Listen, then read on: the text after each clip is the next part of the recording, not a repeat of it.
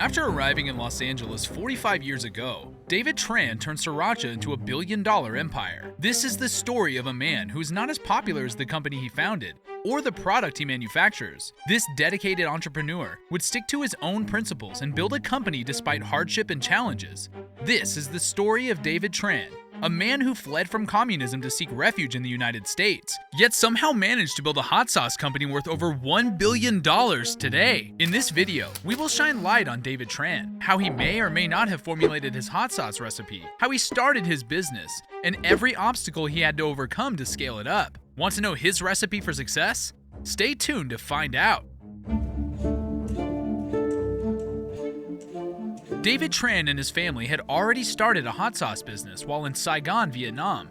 David would put chili pepper, soybean, oil, garlic, salt, vinegar, satay spice, and some preservatives together, bottled it, and called it pepper satay. He and his family would package the sauce in recycled jars and sell it in the markets. Sales were decent, but it was nowhere near as successful as David had hoped. At this point, you should know that this was the least of his problems. At the time, relations between China and Vietnam were getting worse. The government began to pressure all Chinese within Vietnam to leave. David and his family were no exception. He was not just forced to hand over his home and all other possessions, but also made to pay his way out of the country. In December 1978, David and his family were able to leave Vietnam on a large ship called the Hoi Phong. It was a 1,500 capacity ship, but due to the mass migration, David and his family found themselves crowded among 3,000 passengers. Take a moment to imagine just how hopeless they must have felt on this ship.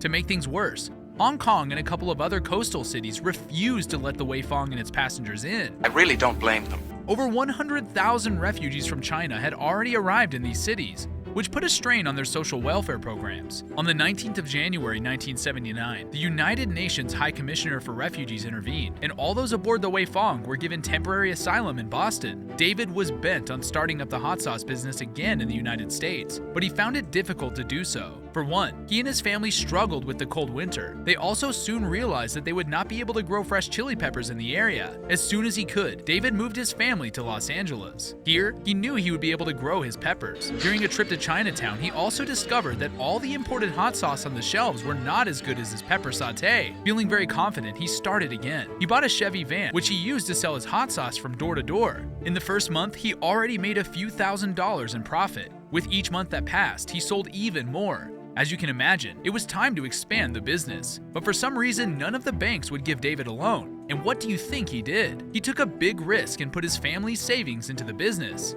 You could say that he had a lucky start. He found a low-rent shop in the heart of Chinatown. He then named his company Hoi Phong after the ship that brought him to the United States. He spent a lot of money on machines, allowing him to experiment with new products. During this time, he modified the popular Sriracha Panish hot sauce recipe to create his own. He put a unique spin on it by making use of fresh peppers as opposed to the sun-dried peppers that the original recipe required. He bottled it and named it Sriracha in honor of the seaside town the recipe came from, Sriracha. David was told the sauce was too spicy and needed more of a tomato base, but he believed in it and continued to produce it the way it was. Before long, the hot sauce would become a hit in noodle shops and Chinese restaurants.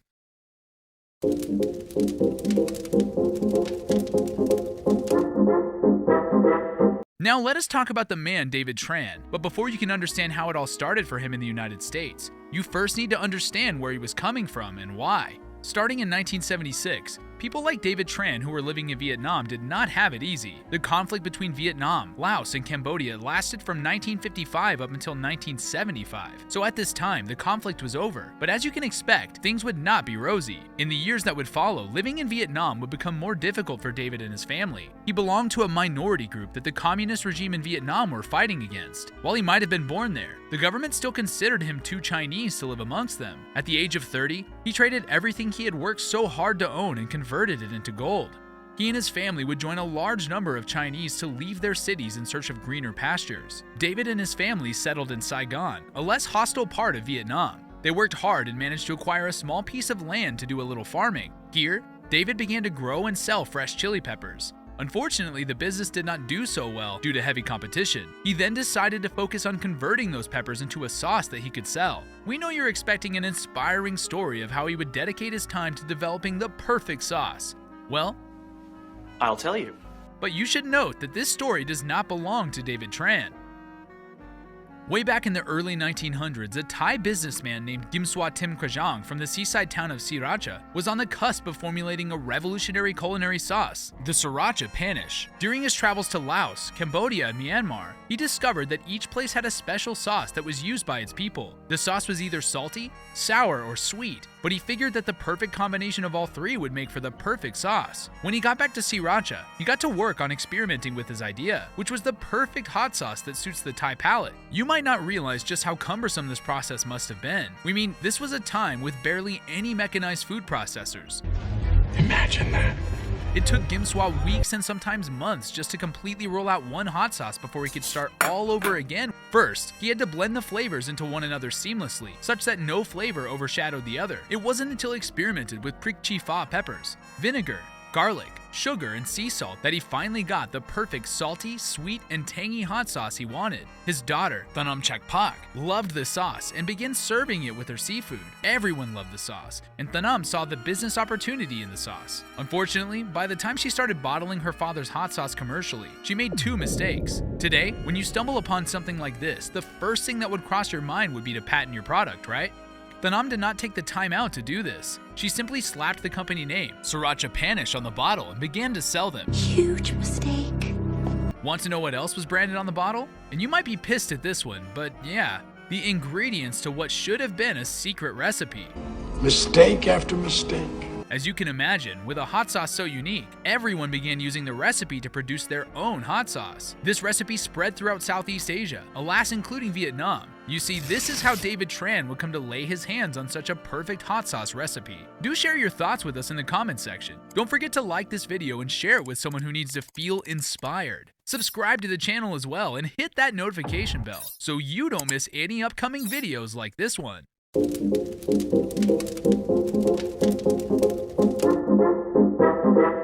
David's dream against all odds had come true. His hot sauce was so affordable that it became everyone's favorite side dish. He did not even need to advertise or anything like that. Restaurants and diners just lined up to get their hands on Sriracha. By 2009, David was already selling 10 million bottles of Sriracha a year. In 2010, Sriracha was named the Ingredient of the Year by Bon Appetit magazine. Years have gone by, and as you already know, Sriracha has developed something of a cult following. We cannot confirm this, but we have heard that finding your way into the Pentagon is easier than scoring yourself a tour of the Huy Fong factory. The Huy Fong company is still family-owned, as they have not entertained any reason to sell out. The company now produces 3 different products, but Sriracha remains the most popular. Today, there are so many hot sauce options in the United States, but Sriracha stands out from the rest. David Tran was 33 years old when he left his home in Vietnam with 100 ounces of gold. In Los Angeles, he would sell a portion of that gold to start up a business. He may or may not have formulated the Sriracha hot sauce recipe, but he definitely made the most of it and built a transgenerational billion-dollar empire.